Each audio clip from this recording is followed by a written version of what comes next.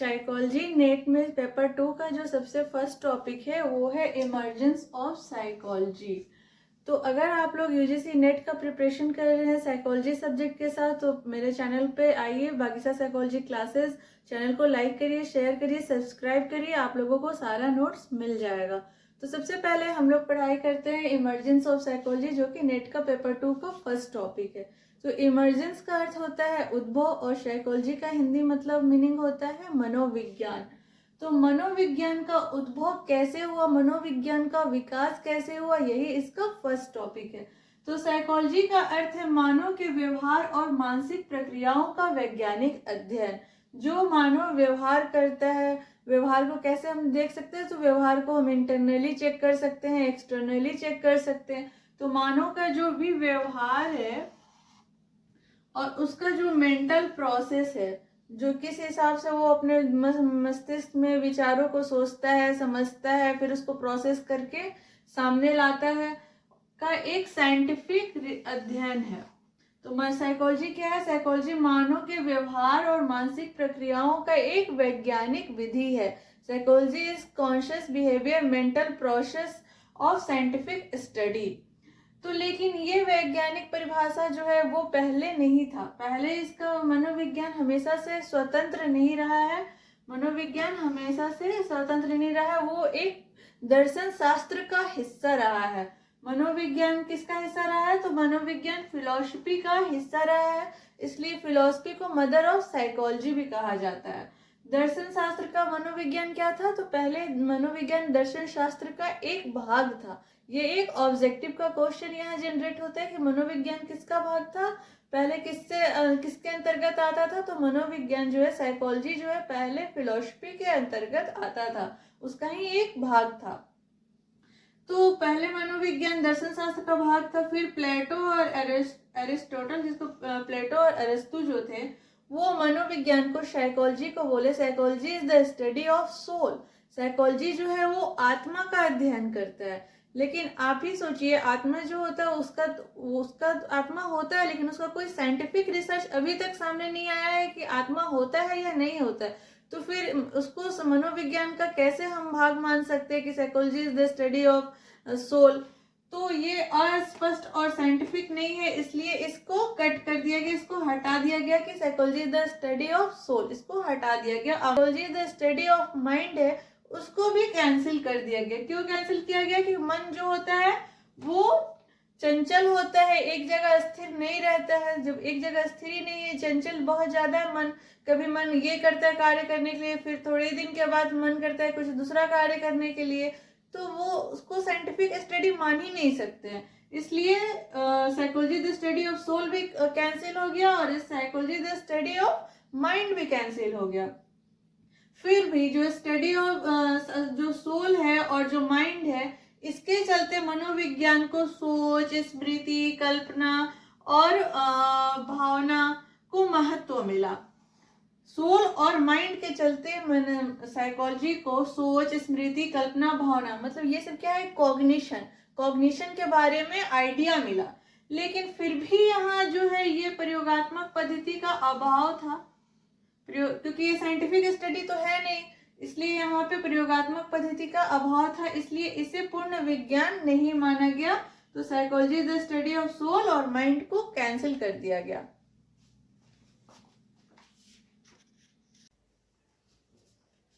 Soul और mind के बाद जो साइकोलॉजी में नया ऐड हुआ वो हुआ स्टडी ऑफ कॉन्शियस, चेतना का अध्ययन। तो 19th सेंचुरी अभी तक जो था वो मनोविज्ञान क्या था? एक परतंत्र के रूप में काम कर रहा था, फिलॉसफी का एक पार्ट था, हिस्सा था। फिर 19th सेंचुरी में मनोविज्ञान में कुछ नया मोड़ आया। 19th सेंचुरी जब आया तो वहाँ साइकोलॉजी में नया मोड़ आया। नया मोड़ ये आया कि विल्हेम उंड जो थे वो 1879 में जर्मनी के लिप्जिग यूनिवर्सिटी, कौन सा यूनिवर्सिटी? Leipzig university. कहाँ पर? तो जर्मनी में। कब?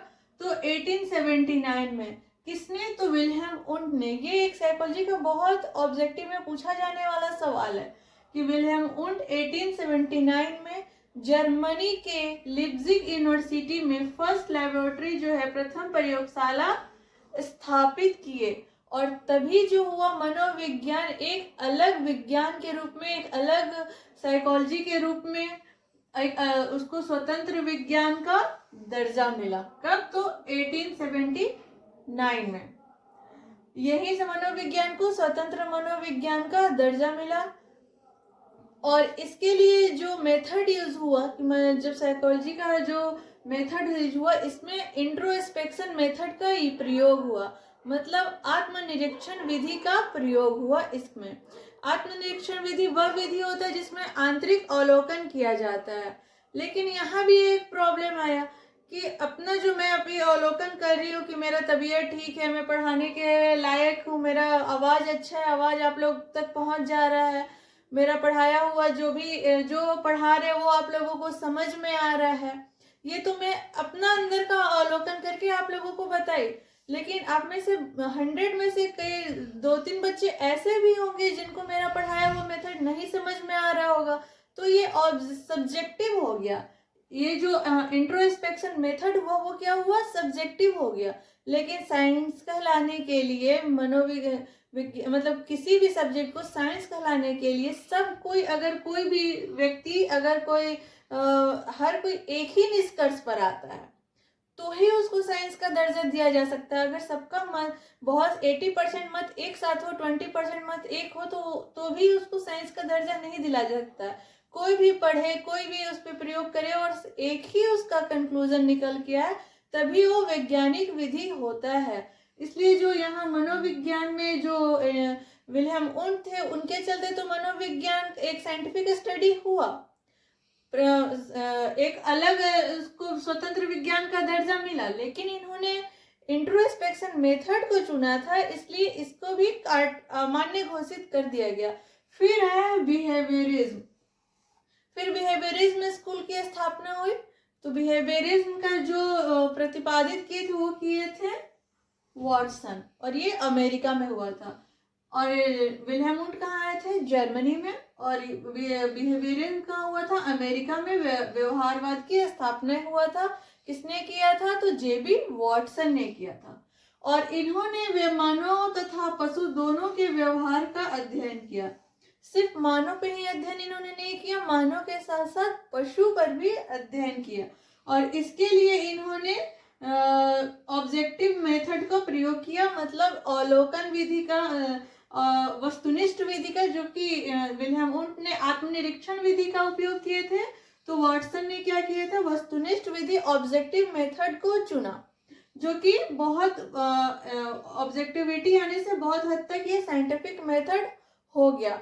और ऑब्जर्वेशन कैसा होता है? तो पहले ही बताया, ऑब्जर्वेशन जो होता है 2 तरीके से होता है, इंटरनल ऑब्जर्वेशन और एक्सटर्नल ऑब्जर्वेशन। इंटरनल ऑब्जर्वेशन, अगर मेरे पेट में दर्द है, अगर मेरे सर के अंदर दर्द है, तो आप देख करके नहीं बता सकते हैं। अगर कोई बच्चा बोल रहा है कि उसके पेट में दर्द है, पैर में दर्द है, तो बच्चा सच बोल रहा है कि झूठ बोल रहा है, इसके लिए अल्ट्रासाउंड कराना पड़ेगा, सोनोग्राफी कराना पड़ेगा, कभी कभी AMRI भी कराना पड़ता है, या फिर और भी बहुत सारे चीज को कराना पड़ता है। उसके बाद डॉक्टर देख करके उसका ऑब्जर्वेशन करके बताता है कि बच्चा को कौन सा दर्द हुआ है। अगर पेट में दर्द है तो वहाँ अपेंडिक्स हो सकता है, स्टोन हो सकता है, या फिर और भी बहुत सारे कारण हो सकते हैं। लेकिन एग्जाम्पल के लिए भी बता रहे हैं, अगर स्टोन है, अपेंडिक्स है, या फिर और भी कोई भी प्रॉब्लम है अगर पेट के अंदर, तो बाहर से तो अवलोकन करके नहीं पता चल सकता है। इसके लिए आंतरिक अवलोकन जो होता है, इंटरनल ऑब्जर्वेशन करना पड़ता है। और ये सब कौन दिया था? तो व्यवहारवाद के संस्थापक जेबी वॉटसन ही दिए थे कि व्यवहार को इंटरनली और एक्सटर्नली देख सकते हैं।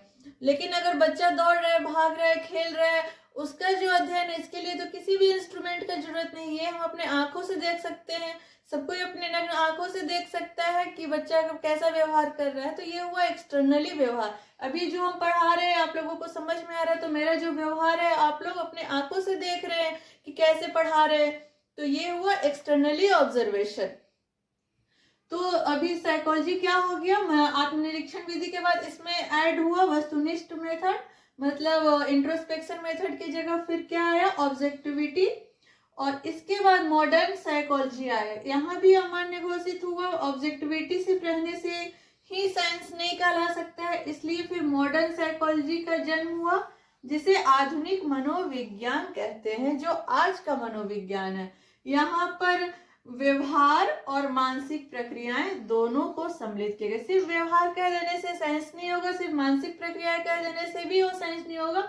इसलिए दोनों का, आज का जो मॉडर्न साइकोलॉजी है, दोनों का अध्ययन करता है, व्यवहार का भी अध्ययन करता है और मानसिक प्रक्रियाएं का भी अध्ययन करता है। तो आज का मॉडर्न डेफिनेशन क्या हुआ? Psychology is the science of conscious behaviour and mental process. मतलब कॉन्शियस भी आया, बिहेवियर भी आया एंड मेंटल प्रोसेस भी आया। ये आज का मॉडर्न डेफिनेशन है। और इसमें फिर और भी ब्रांचेज ऐड हुई। जब साइकोलॉजी, जब अब साइकोलॉजी क्या हुआ, साइंटिफिक मेथड हो गया, तो इसके पढ़ने के लिए बहुत सारे इसमें ब्रांचेज भी ऐड हुए। पहला ऐड हुआ थ्योरेटिकल ब्रांच। तो साइकोलॉजी का जैसे आप देख सकते हैं दो ब्रांचेज है, पहला अप्लाइड व्यवहारिक और दूसरा जो है वो थ्योरेटिकल है। तो वे थ्योरेटिकल को बोलते हैं सैद्धांतिक और अप्लाइड को बोलते हैं व्यवहारिक। तो व्यवहार में कहाँ कहाँ हम मनोविज्ञान का जो प्रयोग है, जो साइकोलॉजी का यूज हम अपने व्यवहार में कहाँ कहाँ करते हैं, तो इसके लिए हम लोग अप्लाइड साइकोलॉजी को देखते हैं। तो सबसे पहले हम लोग देखते, अप्लाइड साइकोलॉजी में आता है क्लिनिकल साइकोलॉजी, नैदानिक मनोविज्ञान। तो क्लिनिकल साइकोलॉजी में अगर किसी रोगी को, कोई बीमार है जो कि बहुत सारा उसको मनोवैज्ञानिक विकार है, जैसे ओसीडी है, पैरानोइया है, सिजोफ्रेनिया है, डिप्रेशन है, बाइपोलर है, बहुत सारा जो डिजीज है, मतलब जो मेंटल डिजीज है, तो उसका इलाज के लिए हम लोग जो है वो क्लिनिकल साइकोलॉजी में अगर उसके इलाज का पढ़ाई करते हैं। दूसरा जो है एजुकेशनल साइकोलॉजी। अगर शिक्षा का भी जो मनोविज्ञान, जो शिक्षा में मनोविज्ञान यूज होता है, उसका हम लोग एजुकेशनल साइकोलॉजी में पढ़ते हैं कि अगर कोई बच्चा है उसको किस सब्जेक्ट पढ़ने में इंटरेस्ट है, कौन सा विषय वो चुनेगा तो ज्यादा वो अच्छा सफलता जीवन में हासिल करेगा। तो ये सब एजुकेशनल साइकोलॉजी में हम लोगों को पढ़ने मिलता है। तीसरा है ऑर्गेनाइजेशनल साइकोलॉजी, ओबी भी बोलते हैं। अगर कोई ऑर्गेनाइजेशन है तो वहाँ कार्य के अनुसार व्यक्ति और व्यक्ति के अनुसार कार्य नहीं हुआ तो कार्य ही अच्छा से नहीं हो पाएगा, मतलब प्रोडक्शन भी अच्छा नहीं होगा।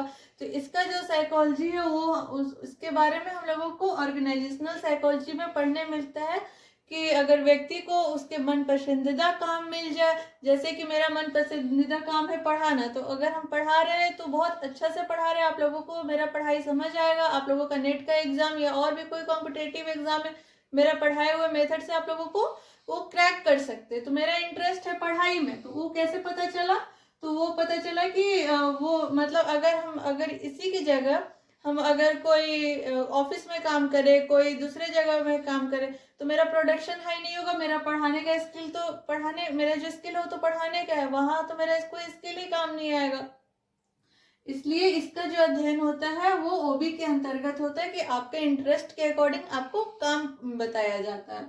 फिर है काउंसलिंग साइकोलॉजी, परामर्श मनोविज्ञान। इसको क्लिनिकल के साथ ही डाला जाता है, पढ़ा जाता है एक साथ। क्लिनिकल और काउंसलिंग साइकोलॉजी ज्यादातर एक साथ होता है। नैदानिक परामर्श मनोविज्ञान इसे कहते हैं। काउंसलिंग साइकोलॉजी, काउंसलिंग आज का बहुत ट्रेंडिंग ये है, मैटर है, क्योंकि हर जीवन के हर क्षेत्र में लोगों को परामर्श का, काउंसलिंग का जरूरत होता है।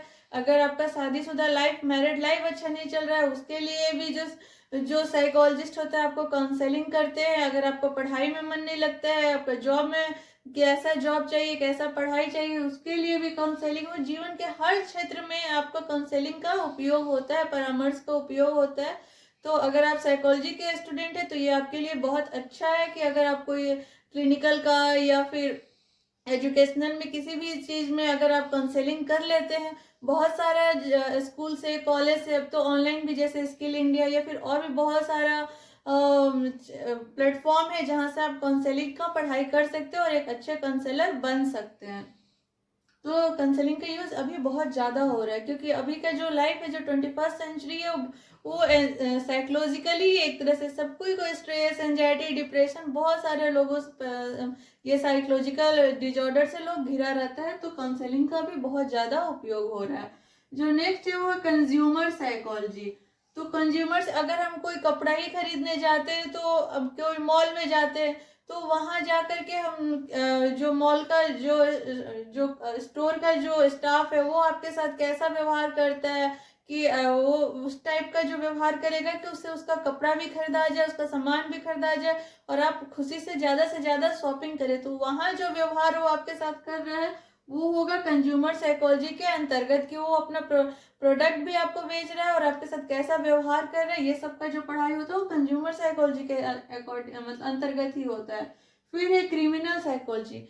कोई भी जो बच्चा है या बड़ा है, मतलब कोई भी व्यक्ति है जो बाय बर्थ तो क्रिमिनल होता नहीं है, अगर उसको अच्छा इन्वायरमेंट मिले, अच्छा एजुकेशन मिले, अच्छा परवरिश मिले, तो वो बच्चा जो है वो क्रिमिनल नहीं बन सकता। तो ये सबका जो अध्ययन होता है वो क्रिमिनल साइकोलॉजी के अंतर्गत ही होता है। और क्रिमिनल साइकोलॉजी हमारे किरण बेदी इसके उदाहरण है, वो क्रिमिनल साइकोलॉजी की ही पढ़ाई करी है और इतना अच्छा से जो व्यक्ति जो है वो क्रिमिनल बन भी गया है उसको भी वो सुधार गृह में सुधार करवा देती हैं। या और भी जो क्रिमिनल साइकोलॉजिस्ट होता है वो यही काम करता है। फिर ये तो वो अप्लाइड जो हमारे व्यवहार का जो अध्ययन होता है, पढ़ाई होता है, वो अप्लाइड साइकोलॉजी के अंतर्गत होता है। जैसे कि अभी आप लोग देख लिए इसमें क्या क्या होता है, clinical, educational, organisational, consumer counselling और क्रिमिनल साइकोलॉजी। जो नेक्स्ट है वो है थ्योरेटिकल, सैद्धांतिक मनोविज्ञान। ये सब का हम लोग पढ़ाई करते हैं IABA MA में। तो सबसे पहले इसमें आती है, मनोविज्ञान को जानने के लिए पढ़ा जाता है। सबसे पहले इसमें आता है जनरल साइकोलॉजी, उसके बाद आता है एबनॉर्मल साइकोलॉजी, फिर आता है developmental psychology, comparative psychology, experimental psychology, social psychology, पारा साइकोलॉजी। तो ये सब का अध्ययन अगर आप मेरा यूट्यूब चैनल पर है, अभी भी नहीं है तो मेरे बक्सा साइकोलॉजी क्लासेस यूट्यूब चैनल को आप सब्सक्राइब करिए, आप लोगों को सारा नोट्स मिल जाएगा वहाँ पे मेरे 11th 12th ग्रेजुएशन का जो 8वां सेमेस्टर है जिसे अभी MJC बोलते हैं, तो MJC 1 और 2 कंप्लीट हो चुका है, अभी MJC 3 आने वाला है और फिर MA। तो ये सारा नोट्स आप लोगों को वहाँ मिल जाएगा, आप लोग जाके आसानी से पढ़िए और पढ़ने से पहले बक्सा साइकोलॉजी क्लासेस को सब्सक्राइब करिए तो आपको सारा नोट्स इजीली मिल जाएगा। कोई उसमें पैसा नहीं देना है, कुछ भी पे नहीं करना है, सिर्फ सब्सक्राइब करना है और नोट्स ले लेना है। तो भी जो हमारा अब मॉडर्न साइकोलॉजी है, वो जो अभी जो हम आधुनिक मनोविज्ञान के एरा में जी रहे हैं, उस जीवन के हर क्षेत्र से जुड़ा है। जैसे कि अभी आप इतना जो देख रहे हैं साइकोलॉजी का जो ब्रांचेज है, तो अगर आप लोग देख रहे हैं तो सबसे आप लोगों को स्पष्ट हो रहा हो कि जीवन का हमारा जो लाइफ है उसका कोई भी ऐसा फेज नहीं है जिसमें साइकोलॉजी का यूज नहीं होता है। तो जीवन के हर एरिया में, हर एज में साइकोलॉजी का यूज होता है। इसलिए आप लोग ज्यादा से ज्यादा साइकोलॉजी पढ़िए। और ऐसा जरूरी नहीं है कि आप सिर्फ साइकोलॉजी के स्टूडेंट हैं तो ही आप साइकोलॉजी पढ़ सकते हैं। अगर आप साइकोलॉजी के स्टूडेंट नहीं है फिर भी आपका साइकोलॉजी में इंटरेस्ट है तो आपको जीवन का हर छोटा से छोटा प्रॉब्लम को आप आसानी से सॉल्व कर सकते हैं। मेरा ये पूरा कोशिश रहता है। तो अभी हम लोग देखते हैं कि जो साइकोलॉजी है वो कहाँ से शुरू हुआ और कहाँ आकर पहुंचा। तो सबसे पहले जो साइकोलॉजी है, जो मनोविज्ञान है, वो फिलॉसफी से शुरू हुआ। जैसे कि शुरू में ही बताया, एक बार फिर से रिवीजन करा रहे, जो मनोविज्ञान था वो दर्शन शास्त्र का एक भाग था। फिर वहां से जो फिलॉसफी के बाद क्या आया, मनोविज्ञान, psychology is the study of soul, उसका फिर विरोध हुआ। कारण आप लोगों को पता है क्योंकि पहले मैं पढ़ा चुकी हूँ। दूसरा जो है उसके बाद सोल के बाद आया माइंड, की psychology the study of mind. तीसरा फिर आया psychology the study of conscious. फिर उसके बाद आया psychology is the study of behaviour. और फिर जो अभी नया, जो अभी आधुनिक मनोविज्ञान है, psychology is the science of conscious behaviour and mental process. तो अभी हम लोग पढ़ रहे थे इमर्जेंस ऑफ साइकोलॉजी और इसमें ये इतना तो कंप्लीट हो चुका। अब इसमें एक नया आया है नेट के लिए, उसमें हम लोगों को पढ़ना है बौद्धिज्म, सूफीज्म, योगा। ये तो 2-3 पॉइंट है, वो अभी नेक्स्ट टॉपिक में हम लोग कवर करेंगे। अगर आप लोगों को मेरा पढ़ाई समझ में आ रहा हो और चैनल अच्छा लग रहा हो तो आप लोग बक्सा साइकोलॉजी क्लासेस को सब्सक्राइब करिए।